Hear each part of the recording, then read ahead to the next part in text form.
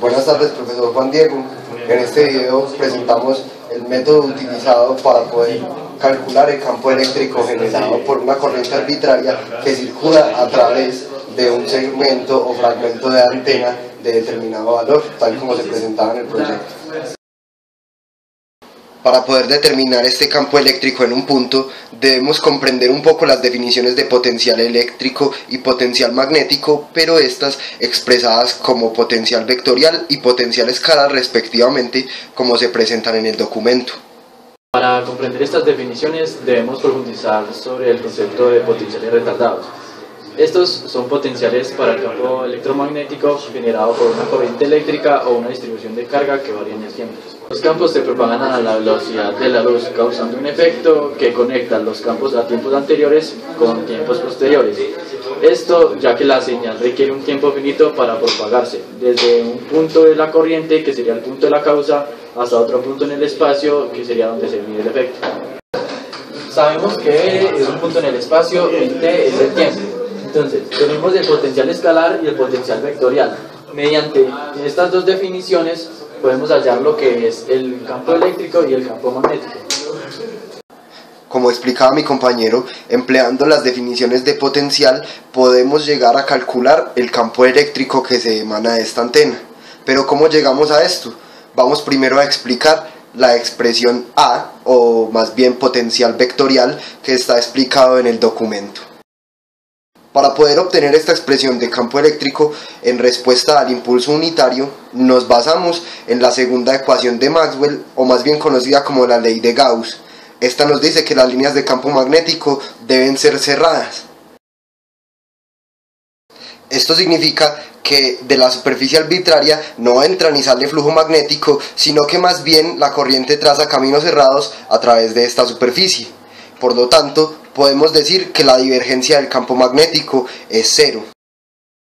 Si la divergencia de un vector es cero, este como consecuencia define un rotacional. Este es el A, o potencial vectorial, que se usó, y gracias a este se puede definir el potencial escalar phi.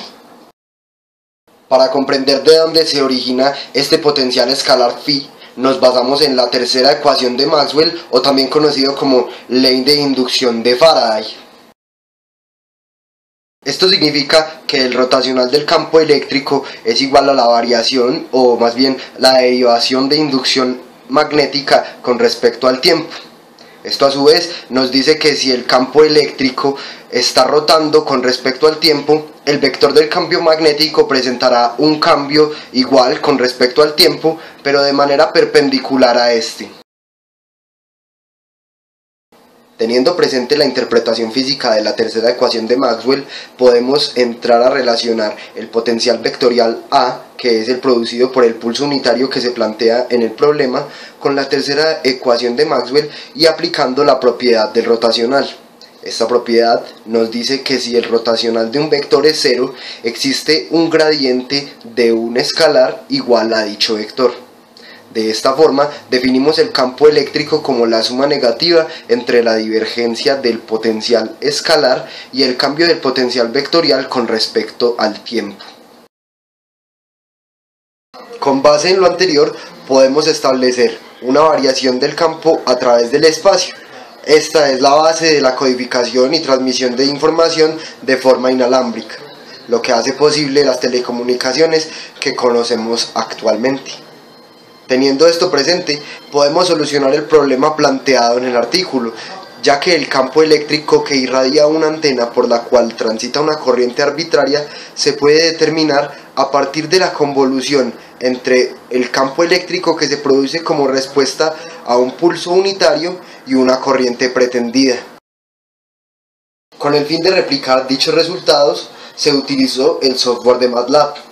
Este resultó de mucha utilidad, ya que nos permitió realizar el cálculo de la convolución, en este caso discretas, entre el campo eléctrico producido por un impulso unitario y la corriente arbitraria planteada en la monitoría. De esta forma, se observó el comportamiento de dicho campo para una zona cercana y para una zona lejana de la antena.